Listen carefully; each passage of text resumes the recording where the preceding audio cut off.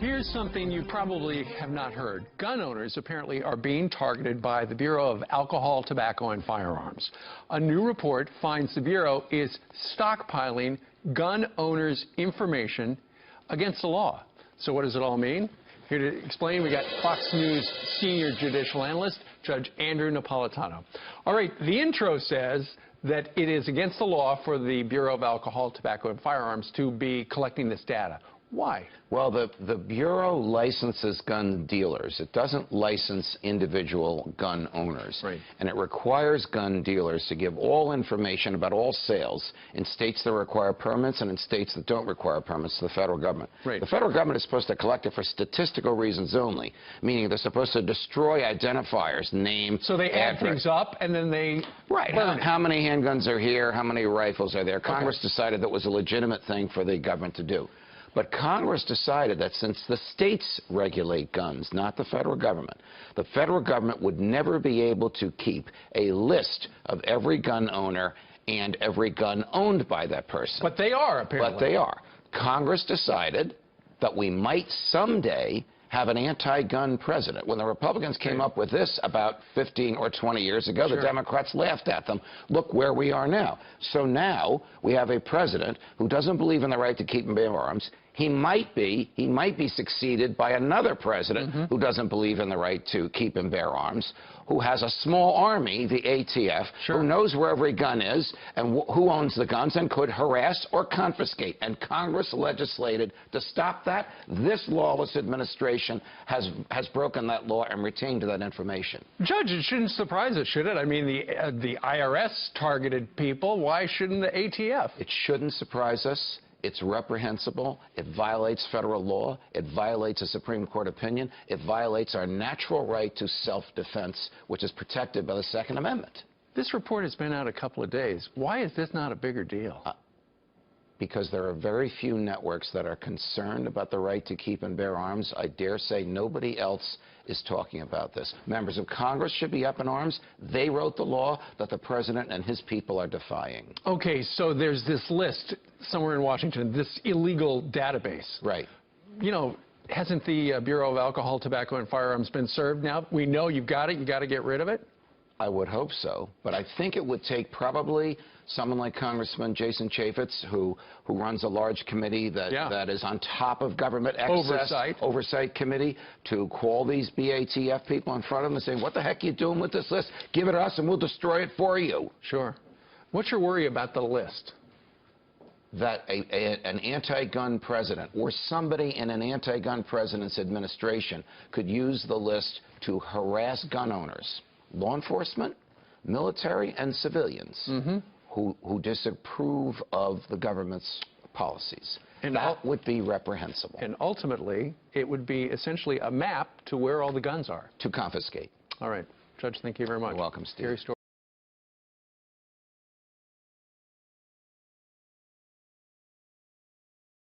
ATF illegally stockpiling gun owners' personal data. Judge blasts Obama admin for reprehensible lawless video below. Watch Judge Napolitano tear into the ATF in his own irrefutable style.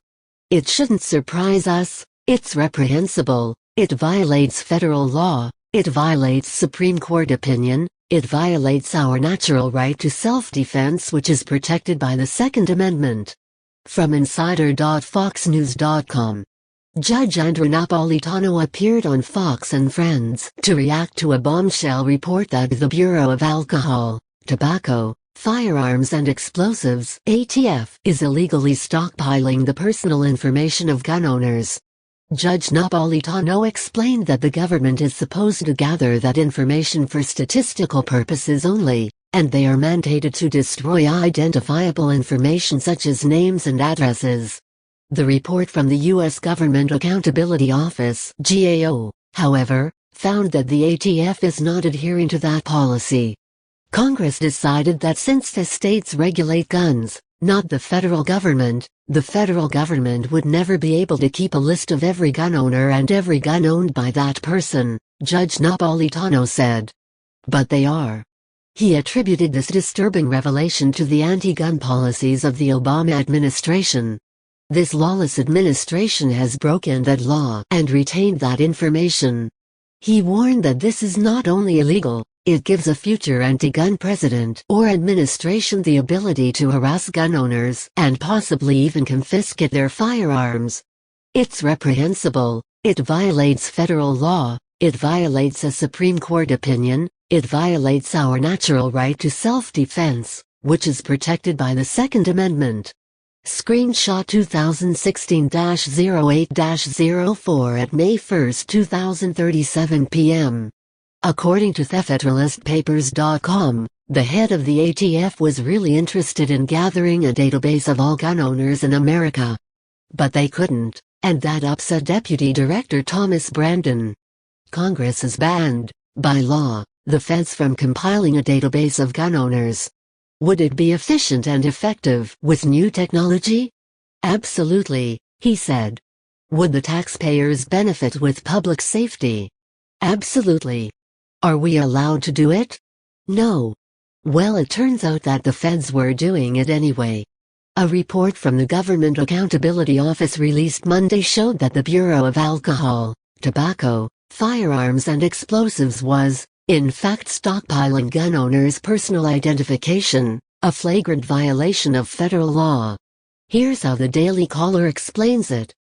One of the data collecting systems called multiple sales (MS) requires that multiple firearms purchased at once must be reported to ATF by the Federal Firearms Licensee (FFL).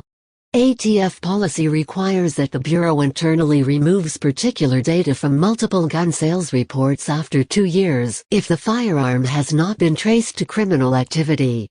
GAO found that ATF does not adhere to its own policy. In fact, until May 2016, MS contained over 10,000 names that were not consistently deleted within the required 2 years. The report stated that the study was conducted so the ATF could improve its policies, but also stressed that the Bureau has a role in protecting the privacy rights of law-abiding gun owners. The report claims that ATF agreed with the report recommendations. Another system called Access 2000, or A2K, establishes servers to be used by National Tracing Center (NTC) personnel. The NTC can electronically search FFL's single-quote records for certain information needed to track the history of a firearm.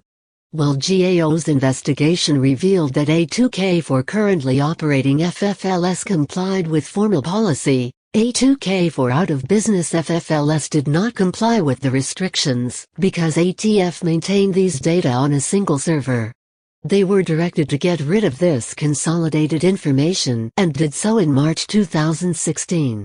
Furthermore, GAO found that ATF does not, but potentially should, have an outline policy that specifies how out-of-business FFLs should submit documentation of compliance or share pertinent information. Now that they've been caught, these agencies shrug their shoulders, mumble an "I'm sorry" and promise never to do it again.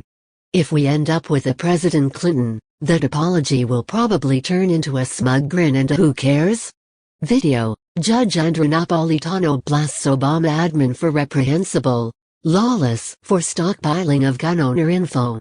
Sources: Insider.Fox News, a very well-written article by Robert Gill from The Federalist Papers, and an excellent explanation of the problem from the Daily Caller.